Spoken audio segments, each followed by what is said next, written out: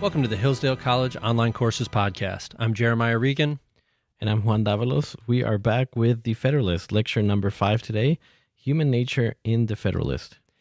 In this lecture, Dr. Pestritto takes his time in explaining the view of human nature that we see presented by Publius throughout the Federalist, both the good and the bad. And the recognition of the bad is what differentiates Americans from, say, their French contemporaries and other Enlightenment thinkers who thought men were continually improving, getting better, and reaching a state of perfection. Publius says you have to remember that men are ambitious, vindictive, and rapacious. So 4 words there. We need to look at all of them. He says are, that's present tense. It means this is the way human beings are, not the way they were, not the way the past shows us they were, and the future is going to be different. Just this is how human beings are. They're ambitious, vindictive, and rapacious. And if you're forming a government, a free government, you have to consider that men are not perfect and they have some things that are pretty bad about them. This is what I love about our founders is that they're not reactionary. They were prudent, and that's why they were good statesmen. And what makes me think that is that they were not just reacting to those, like you mentioned, the French had this ideal of human beings are as essentially good, and they don't just react and say there's just this bad side of human nature, but they recognize that there's the good side also. And they say a Republican form of government actually depends on that good side. You can't have a Republican form of government without the good side, but you can't forget also the bad side. So they are prudent in the sense that they're looking at the whole picture, the whole human being. If men do have bad qualities about them, and all men have bad qualities about them, you need government. That's the purpose of government in the first place, to protect the rights of the citizens against those who would do them harm. But if you know that all men have defects in their character, you don't want to invest too much power in any one man. You have to spread it out, and you have to allow those who display the best character, who give us reasons to hold them in esteem, as they say later in the book. That's how you have a free society. So you have to balance the defects with the virtues of human nature, and the whole structure of the Constitution is designed to minimize the bad and elevate the good that is in a human being. And this is a good reminder for all of us, because we always like to talk about the rights that we have, and we recently talked about the Bill of Rights and all the rights that are guaranteed to us by government. But in a Republican form of government, it depends again on that good side of human nature as well. And so we need to remember our duties. And so our duties as citizens is to, respect the laws, to make sure that we make good laws, to be involved in our communities, to be involved to a certain degree in our government, to be informed so that we can be good citizens and therefore have a good government.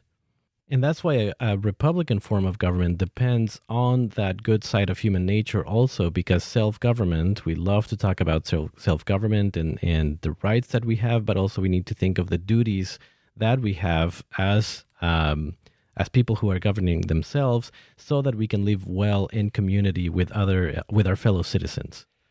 Part of that duty includes learning. We need to know things, as you said, so that we can participate in government. We need to acquire knowledge and wisdom and apply that to our lives, and that's what we try to do here at Hillsdale College. I have a quick story for you. I ran into one of our religion professors at a baseball game. Hillsdale College is the host site for the Michigan Monarchs. It's an amateur wood bat baseball league. It's pretty fun that's going on campus in the summer, bringing some life back as all our students are at home.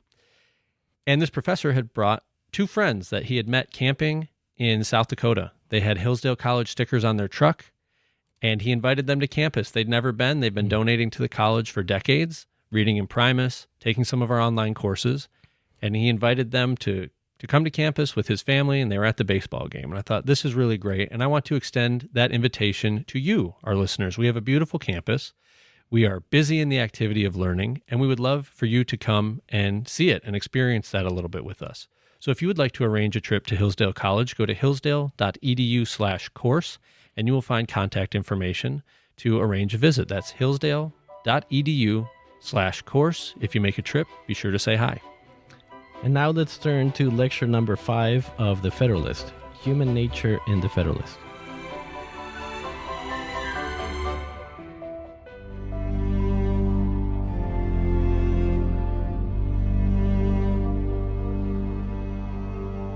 In our last lecture on Federalist 10, you'll recall that one of the core observations that Publius makes there is that the latent causes of faction are sown in the nature of man.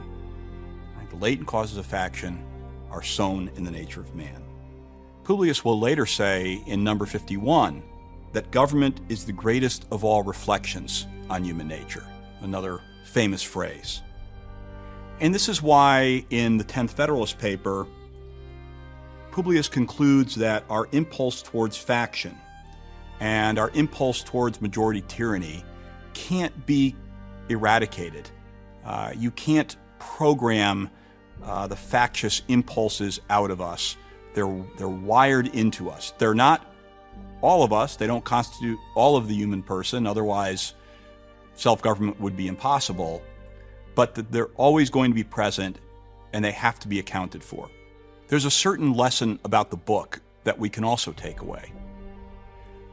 While so much of the book is about what one might call the political science of the Constitution, what Hamilton referred to in number 9, the institutions of government and how they're arranged, the courts, the representative institutions, the executive, these things, the more mechanical, one might say, elements of our system of government. But you also see here why you cannot escape the fact that this is as much a work of political philosophy as it is of the narrower science of government. There's so much philosophic understanding and so many philosophic concepts that underlie the institutional argument of the Federalist. And this understanding of human nature is carried through in so much of the institutional discussion. And so in this session, we want to turn our attention to how that's the case. We want to delve more deeply into the account of human nature and to see how it influences ultimately the arrangement of our national institutions. In addition to the papers we've already talked about, there's another Federalist paper which is really a great window into this account of human nature, and that's Federalist paper number 6. That's a paper which Publius uses for a couple of different purposes, but for us, it really is a great contrast to what we might call the more progressive or the more utopian account of human nature. This is an account that is around from the French Enlightenment and certain elements of the French Enlightenment during the period of the founding, and it's an account that becomes very influential a little bit later in American history with our own progressive element. But regardless of which of those we're speaking about, it's essentially an assumption that human nature, as history moves forward, progresses or improves. And therefore, while the Federalists might be right that human nature, let's say in the 18th century, is kind of self-interested and kind of, nasty and passionate, and so we have to carefully check and guard how much power we give it in government in order to account for that, but that's not a permanent condition. That history brings about gradually a kind of improvement. And ultimately, we won't need to worry about that as much as we might have done in earlier times. Eventually, we could get to a point where human nature might not need any checks at all, where we have that kind of utopian vision. So that's the account of human nature that Publius has in his sights, and he wants to lay out his own very different, one might say much more sober account of human nature that informs his design of institutions. So Federalist 6 is an interesting paper. It comes in the section of the book where Publius is trying to establish the necessity of a strong federal government. In 6, the need will arise, he says, because otherwise, without a strong federal referee, the states, left to their own devices, will be prone to fight with one another. And this is based on his account of the history of the states in close proximity in Europe in the preceding centuries and the general proclivities of human nature. And so he's trying to use this factiousness of the states, their propensity to fight and to pursue their own interests, as an argument in defense of a firmer, stronger, more energetic union. And so in the midst of that discussion, he has to talk about, well, why is it that he thinks states will be prone to fight with one another? Why does he think they're going to get into these fights? Why does he think there's going to be this need for a federal referee? And it's in that discussion that Publius makes clear that he does not buy into the progressive or the utopian account of human nature. He does not buy into this argument that somehow, as history goes forward, we become more enlightened in terms of our core nature. We become more enlightened in other ways. He's a subscriber to many principles of the Enlightenment. There is improvement in many, many ways, but not in our core nature. For example, Publius certainly accepts the idea that science or technology has improved, that we know more in terms of ordinary experience. And we've seen evidence of this in Federalist number 9. Remember when he's making the case for why our republic will be more likely to succeed than the older attempts at republican government? And he says, oh, well, the science of politics has received many improvements over the intervening centuries. Well, that's kind of a progressive argument. We know more because history has given us so much more experience, and we've learned from it. So you would have to be a fool to deny that. But from that obvious fact that history brings us more knowledge, better technology, more science, Publius does not draw the conclusion that we ourselves are better. That as technology improves, as knowledge improves, we become more likely to use it in a better way. We become more likely to use it for good as opposed to for ill. He's not willing to make that assumption. This is a very important point in the book because it is very consequential for a form of government. Publius is not willing to accept the argument that our human nature becomes less dangerous, becomes softer, and therefore he is not willing to accept the argument somehow that checks on government, that checks on the potential abuses of government become less necessary over time. What progress means for Publius, the fact that we have all of these improvements in the science of government, means that we have new ways, we have improved ways of dealing with the same old problems of government, the same old problems that our nature will present for human government. And those problems are persistent. They are permanent. We see them at all points in history. And so much of Publius's argument in number 6 is based on a kind of historical observation about what has changed and what has not changed. Publius makes clear in number 6 what he thinks of the more utopian Enlightenment views of human nature, what he thinks of this notion that somehow we're less of a danger to ourselves than we used to be. That we can be trusted more with the power of government.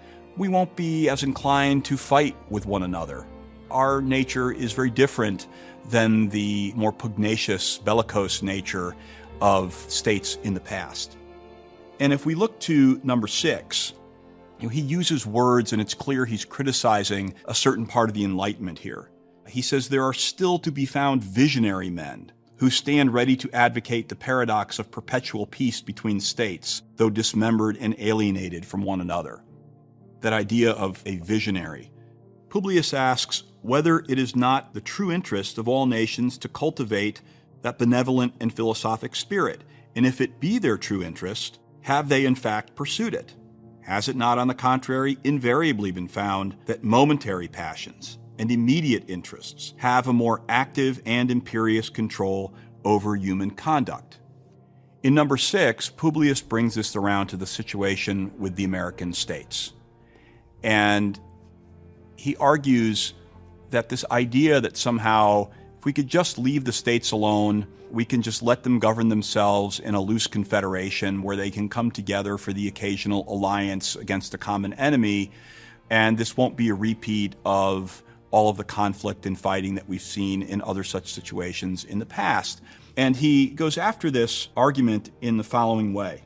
He says, if these states should either be wholly disunited or only united in partial confederacies, a man must be far gone in utopian speculations. So he's saying you have to be a dreamer. You have to be so naive. You have to have your head so far up in the clouds.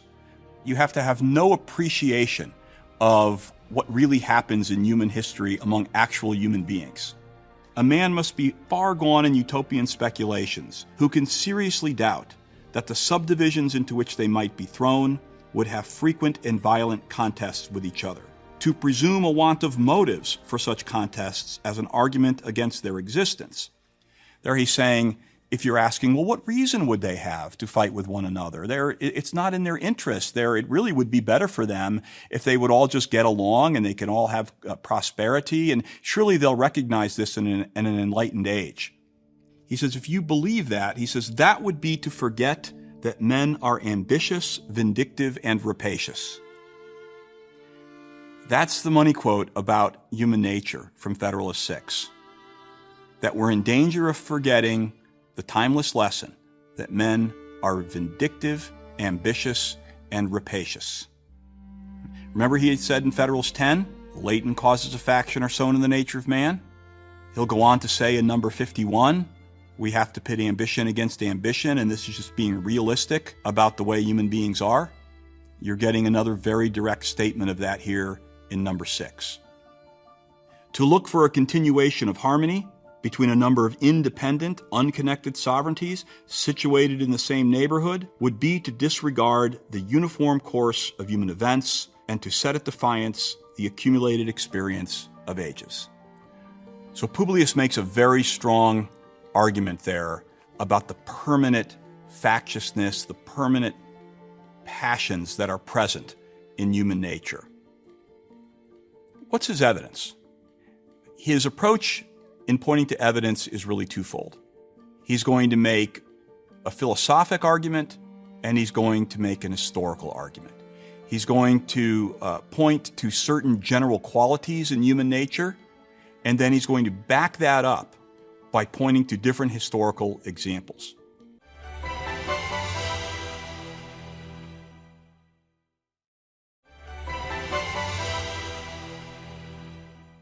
So let's go to that general argument, that more philosophic argument first, from number 6. Publius believes it is a truth that there is an inclination to conflict, and he categorizes this inclination in 3 ways. He says, first of all, there are what he calls the general or the social causes of conflict. Men love power. Men are jealous over the power that others have and that others exercise. This is generally true about human beings. It's always been true, always will be true.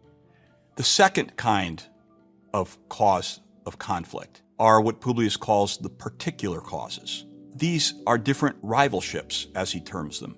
These might be the particular, say, geographic situation, a fight over an important waterway, a fight over a border, some commercial dispute. He says these things are always going to arise in relations among nations. They just exist, and they are perpetually going to be a cause of conflict. And if you say, well, the American states are more commercial in nature, they're not as bellicose, they're just interested in kind of making money. Well, do people not fight over money?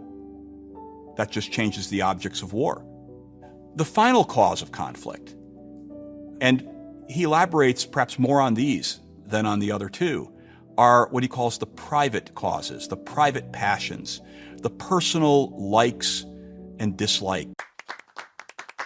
Hillsdale College is a small, Christian, classical liberal arts college that operates independently of government funding, and we want you or your son or daughter to apply. At Hillsdale, students grow in heart and mind by studying timeless truths in a supportive community dedicated to the highest things. Hillsdale College costs significantly less than other nationally ranked private liberal arts colleges and receives regular recognition as a best value, and nearly all students receive financial aid. Our robust core curriculum, vibrant student life, and 8-to-1 student-to-faculty ratio make for an education like no other. For more information or to fill out an application, visit hillsdale.edu/info. That's hillsdale.edu/info.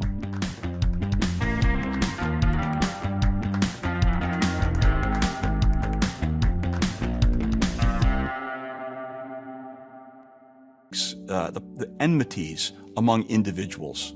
You have individual leaders of different states who dislike other leaders, who get into disputes because of pride.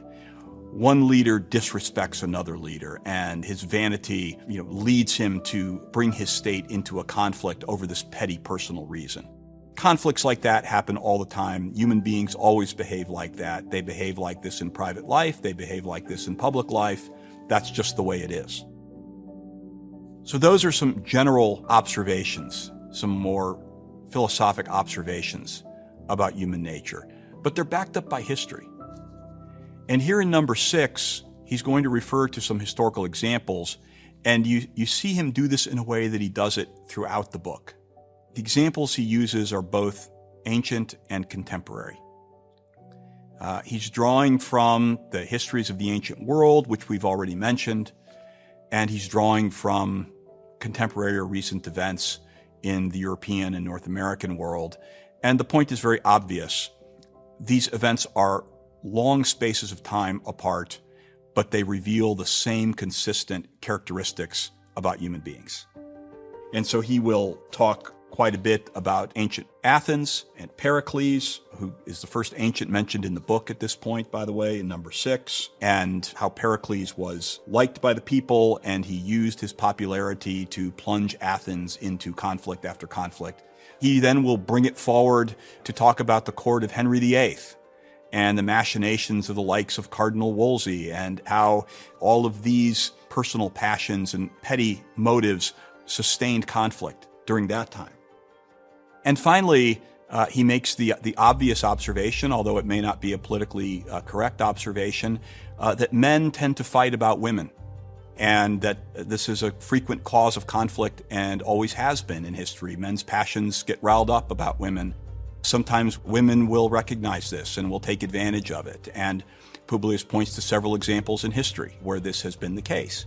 These are just common private motives that lead people to act on the basis of their passions and lead people to have conflicts where, according to the utopians, they really shouldn't have conflicts. It's not in their interest anymore. They should know better. They should know that this isn't going to benefit them. And again, Publius is asking, well, when has that ever stopped anybody from having a conflict? Having made this argument against the utopian understanding of human nature, Publius goes on to ask, well, why is it that people are prone to think in utopian terms about human nature? And why is it in particular that some of my adversaries here in this debate are inclined to think in utopian terms? Right? Some of my anti-federalist adversaries, he seems to be saying, think that, well, if we just let the states establish these pure forms of democracy and leave them alone, we've overthrown the British monarch, and having gotten rid of monarchy, that's it. That's all we need to do. We're in an enlightened age, and men can just go on and do the right thing because they know what's in their interest nowadays more than they did back in the bad old days of Europe. And more specifically, pointing to this problematic assumption, he says, the genius of republics, say they, this is the utopians, the genius of republics, say they, is pacific. The spirit of commerce has a tendency to soften the manners of men and to extinguish those inflammable humors which have so often kindled into wars. Commercial republics like ours will never be disposed to waste themselves in ruinous contentions with each other. They will be governed by mutual interest and will cultivate a spirit of mutual amity and concord.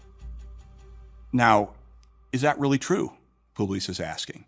Who really thinks that this enlightened higher view is going to somehow overcome the basic propensities of human nature? We tend to think that because we have a republic, we are somehow immune from all of the dangerous predilections that have surfaced in monarchies. And that has really colored the thinking of some among us, is what Publius is arguing. Is it really true that simply because we establish a republican form, that changes the men who run the republic? That if they were in a monarchy or some other regime, they might still have those nasty passions. But because we've established a republican form of government, well, now they'll only seek the good. And Publius goes on to ask, have republics in practice been less addicted to war than monarchies? Are not the former administered by men as well as the latter? You haven't changed the people running the government, you've just changed the form of government. And yes, hopefully our form of government will provide a better chance that these passions will be mitigated. but only because of all of the different institutional arrangements, all of the improvements to the Republican form that he's been laying out in the book thus far. So the account we get here of human nature from the Federalist is very, very different than the one that we're going to get at later points in our history, especially as a result of the American progressive era at the turn of the 20th century. And we know that the progressives are going to make the argument later in our history that because our nature has so improved, because we are in a better place, some of the mechanistic checks that the framers had placed into government, they can now be softened and maybe dispensed with because we are in a place where we are much more likely to use government for good and not for ill. And so that's why it's important to keep this account of human nature in mind. That progressive argument comes from a fundamental criticism of the Federalists' view of human nature. And so I want to skip ahead to Federalist Paper 51, which is where Publius takes this very sober, very cautious account of human nature, and he marries it up to an argument for the separation of powers. And he explains why, for the sake of safety for liberty, power has to be divided in the way that the Constitution divides it. Our nature is factious. Our nature is inclined to have us seek our own interest at the expense of the common good. But this is not just if we use government to do this. It's not just if we use our power in the majority to try to benefit only those of us in the majority, perhaps at the expense of the rights of others in the community. And in Federalist 51, Publius makes clear, justice is the end of government. Yes, the majority must rule, but only within the bounds of justice. And so it's in 51 that we have the clearest expression of the reasoning behind our separation of powers system. In a very well-known passage in 51, Madison takes this sober, passionate account of human nature, and he says, you know what, we're not going to be dreamy about this. We're not going to try to wish away the nastier elements of human nature. We're going to recognize that they exist. We're going to build some safeguards into our institutional arrangement in order to try to account for the existence of these passions. And not only that, we're actually going to try to put them to work for us. And by the way, one of the arguments for the Constitution is that the national government does need to be more powerful. So if we are concerned about that, if we want to do that in a way that's safe for the liberties of the citizens, we're going to not only divide that power up, but we're going to arrange it such that the self-interestedness of the officers in government is in a way pitted against one another. This is how he puts it in 51.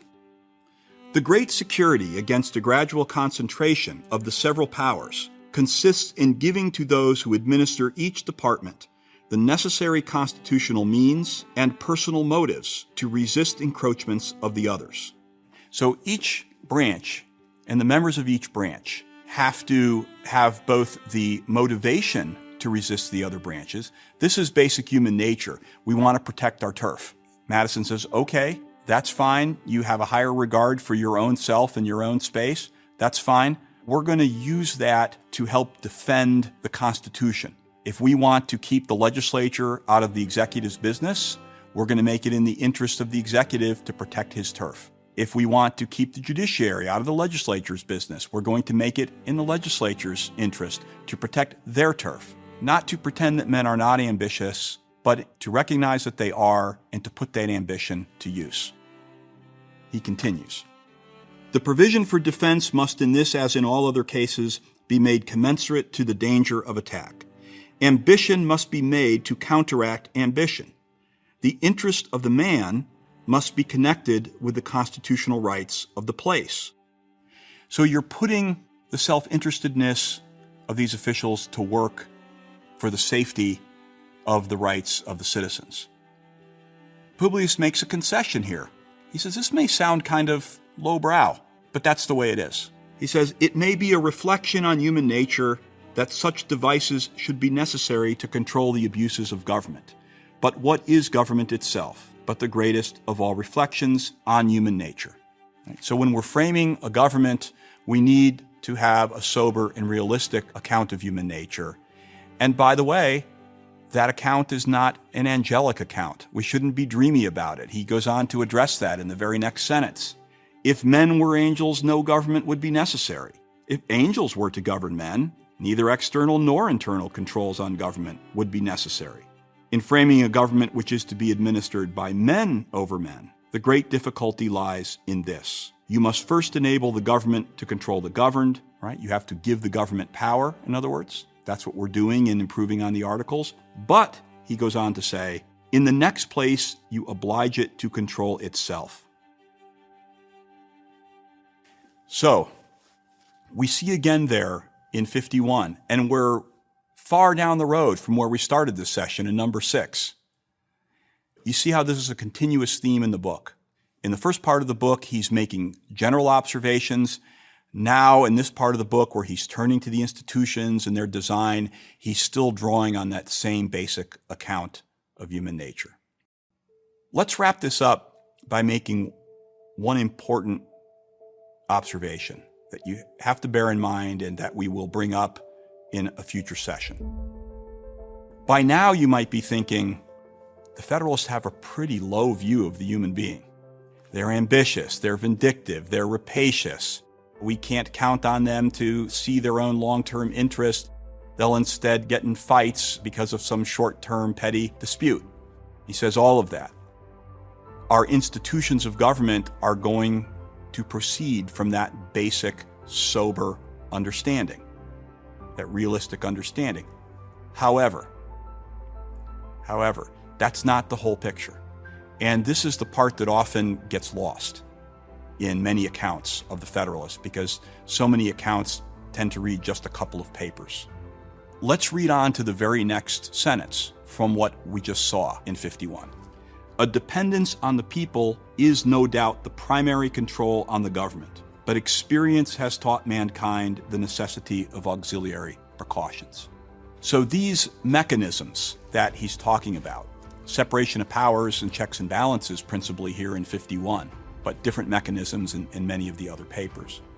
He's really going to spend about half the book talking about how clever these mechanisms are and how well they will work and how well they anticipate one problem or another.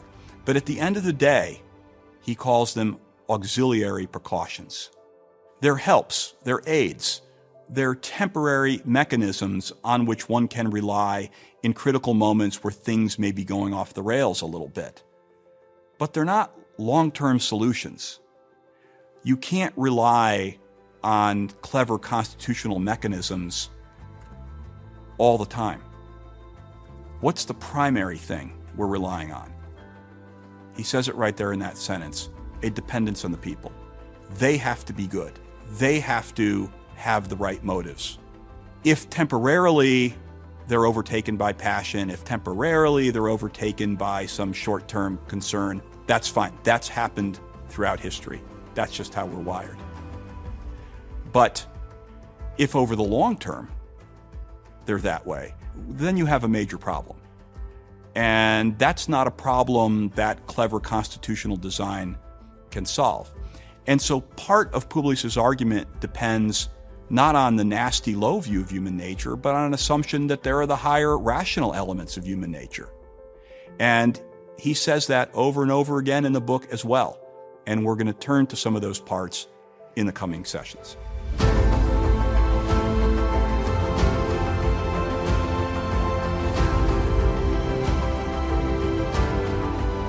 Thank you for listening to this episode of the Hillsdale College Online Courses Podcast. If you want to continue learning, please visit hillsdale.edu/course. There, you will find over 40 free online courses including Ancient Christianity, the Genesis story, classic children's literature, and many more. The courses include additional readings, study guides, fully produced videos, and you can chat with your fellow students on a dedicated forum. Upon completing a course, you will also get a certificate. All our courses are free because we believe that what you'll learn will enrich your life and that a virtuous citizen is the best defense for liberty. So pursue the education necessary for freedom and happiness at hillsdale.edu/course today. That's hillsdale.edu/course. Thanks for listening.